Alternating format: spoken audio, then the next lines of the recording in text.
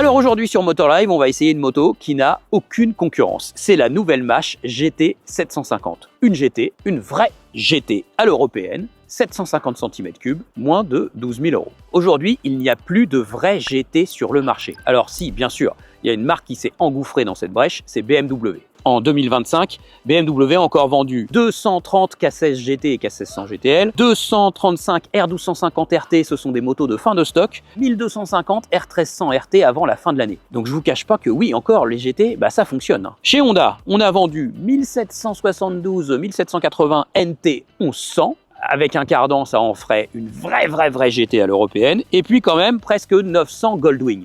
Donc vous voyez, les GT, malheureusement même très cher, ou la NT 1100 un peu moins cher, ça fonctionne encore. Alors ne me parlez pas bien sûr de toutes ces motos qui sont un peu transformées, qui sont issues de roadster. On parle bien sûr de la Yamaha Tracer 900 par exemple, de la nouvelle CB1000 GT chez Honda, ou de la Suzuki GSX S1000 GX, voilà, on les appelle un peu toutes GT ces motos, mais finalement ce sont des roadsters surélevés, ce ne sont pas des vrais GT. Alors déjà, regardez le look de cette moto là, on est vraiment sur une moto GT, De par sa forme, il n'y a pas de doute possible, avec les valises intégrées, l'énorme carénage intégral, le pare-brise à réglage électrique bien sûr, et puis toutes les caractéristiques typiques d'une GT à l'européenne. Et bien, au niveau du look, moi je trouve qu'elle est plutôt réussie. On a le vent assez bulbeux, avec un très imposant système d'éclairage qui éclaire avec un faisceau très large mais pas assez profond à mon goût. Et puis on a les rétros aussi intégrés, avec une très bonne rétrovision. Ils peuvent se replier un petit peu en cas de choc. Et puis ça, c'est les motos chinoises. Là, il y a des énormes protections latérales qui vont être certainement d'un très bon secours si un jour vous basculez la moto sur le côté, parce que 275 kg annoncés, 291 kg vérifiés sur notre balance, c'est quand même costaud. Donc on part en fait de la Mash FR 750, le roadster qu'on a déjà essayé sur Motorlive, que vous avez déjà vu. En fait, la base de cette moto-là, moteur châssis.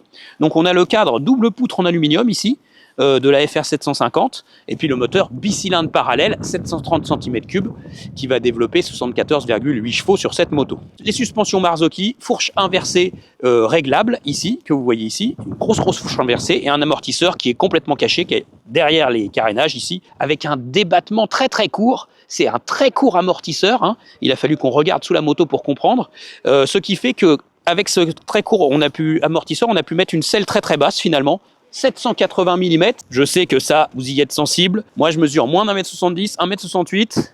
J'ai les deux pieds à plat au sol, c'est très rare dans l'univers de la moto et sur une GT, surtout avec une selle assez large. Et ça, c'est quand même un confort au quotidien pour ceux qui veulent vraiment mettre les pieds de deux côtés. Bon, cette moto, elle n'a pas énormément de technologie, c'est un accélérateur à câble, c'est un moteur qui est assez daté, ce qui fait qu'on n'a pas de traction control, on n'a pas de régulateur de vitesse, on n'a pas de mode moteur. Bon, alors ceux qui n'aiment pas la technologie seront servis, bien sûr. Donc on a assez peu de technologie sur cette moto. On a un très large écran 12.3 TFT couleur, avec un petit vide-poche au-dessus, une console centrale qui va piloter notamment le pare-brise électrique, poignée chauffante, la selle chauffante. À noter que la selle chauffante, elle chauffe très fort et les poignées chauffantes passent suffisamment à mon goût.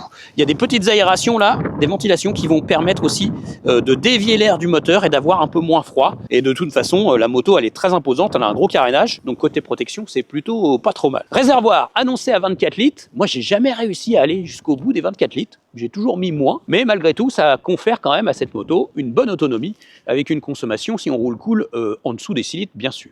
Important sur cette moto, vous voyez, il y a une béquille latérale, plutôt stable d'ailleurs, ça c'est bien, mais il n'y a pas de béquille centrale. Sur une GT, quelle catastrophe, pas de béquille centrale. Graisser et retendre la chaîne, ça va être très compliqué. Ça va être très compliqué sur cette moto. Les valises, alors elles sont très larges, faut faire attention à un interfile, mais heureusement elles sont protégées bien sûr, mais elles sont quand même très larges, donc il faut faire attention. Donc dans chacune on pourra mettre un intégral, ça c'est bien, et puis il y a une large place pour le passager. Là enfin on a une vraie selle passager large, des bonnes poignées de maintien, très agréables, avec des repose-pieds qui sont à bonne distance. Franchement ça déplie bien les jambes, c'est plutôt pas trop mal. Bon allez, maintenant on va aller essayer cette GT à moins de 12 000 €.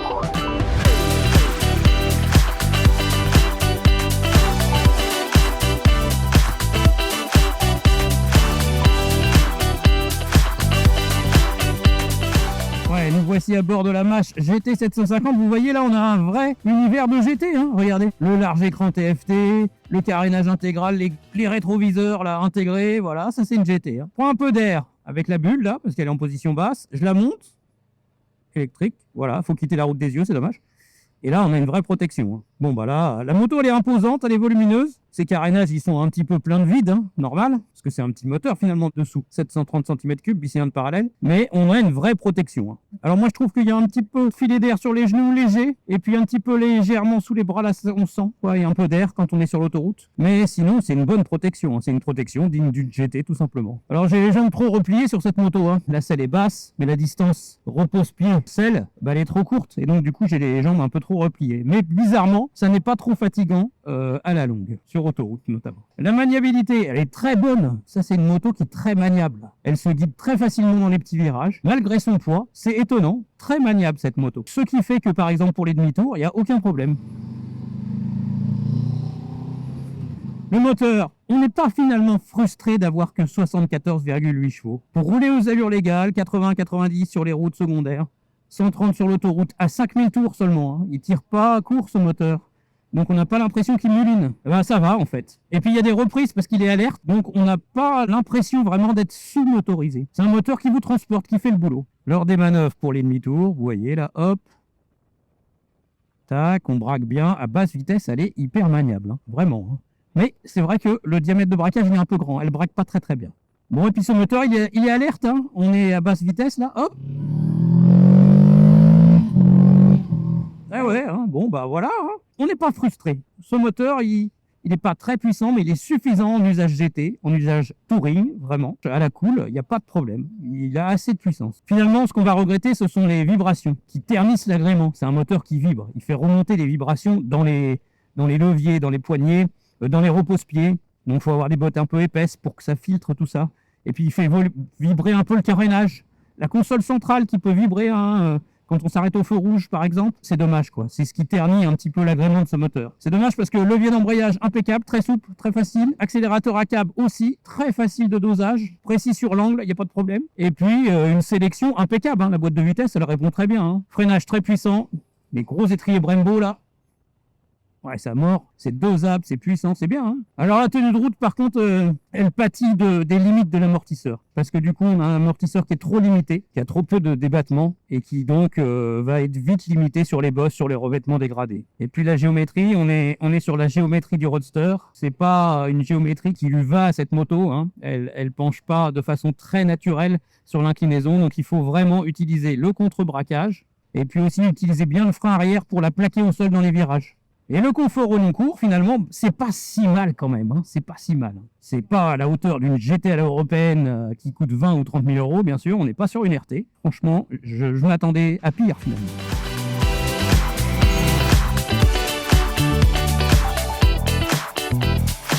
C'est le moment de conclure l'essai de cette Mash GT 750. Alors, c'est une conclusion un peu à deux facettes. Hein. La première facette, c'est la conclusion concernant cette moto. C'est un peu une demi-déception, hein, je dois vous le dire. Hein. Vous avez compris qu'elle était perfectible. Pourtant, j'en attendais beaucoup. En fait, j'en attendais certainement trop de cette Mash GT 750. Elle m'avait tapé dans l'œil au dernier salon de Lyon. Et comme beaucoup de gens, en fait, parce qu'il fallait vraiment prendre son ticket pour grimper à bord de cette Mash GT 750. Ensuite, j'ai publié sur Motostation un article. Le compteur, il a explosé. En fait, ça montre quoi? Qu'il y a beaucoup de gens qui veulent une GT. Bah ouais, les trails routiers, tout ça, il y a peut-être un peu overdose. Alors cette moto, elle est perfectible finalement. Elle est perfectible pourquoi? L'amortisseur arrière, comme je vous l'ai dit, hein, qui est limité. Voilà, donc sur les revêtements dégradés, ça va être un petit peu compliqué. Le moteur, il fait le boulot, on n'a pas l'impression d'être sous-motorisé, ça c'est bien. Hein. Moi franchement, ça suffit. Hein. 74,8 chevaux, 69 Nm de couple, ça va en usage courant, il n'y a pas de problème. Même en usage GT Touring, ça va. Il fait un peu daté en termes de technologie. Il manque d'agrément, il est moins souple que les Twin modernes, comme le Twin de la Honda Hornet, le bicylindre CP2 de chez Yamaha, sur la MT-07 par exemple. Voilà, c'est un moteur qui fait un peu daté dans son fonctionnement. Et c'est dommage parce qu'il a une bonne sélection, une bonne boîte de vitesse, une bonne commande d'embrayage, un dosage précis des gaz, bref, c'était pas mal,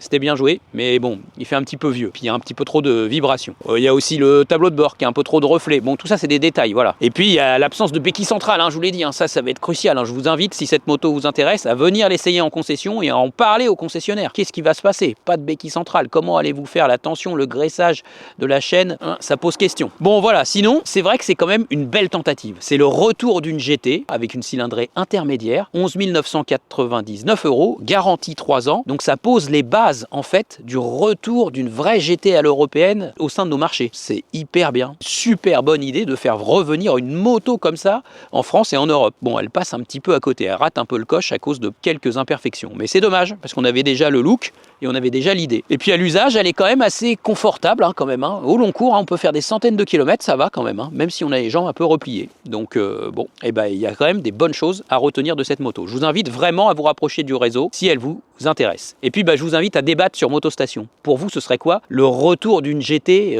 idéale sur le marché? 1000 cm3, plus de 1000 cm3, bicylindre, 3 cylindres, avec une courroie, avec un cardan, tant pis, même avec une chaîne, vous seriez prêt à accepter une chaîne? Bon voilà, donnez-moi votre avis dans les commentaires et dessinez un peu la GT idéale selon vous. Ce sera très intéressant. Je suis sûr que même tous les constructeurs vont être contents de lire ça. Je vous invite aussi à vous abonner à la chaîne Motor Live, d'activer les notifications. Puis je vous dis à très bientôt pour un autre essai d'une GT. Ah, non, une GT, pas sûr, parce qu'il n'y en a pas beaucoup malheureusement sur le marché. Ciao!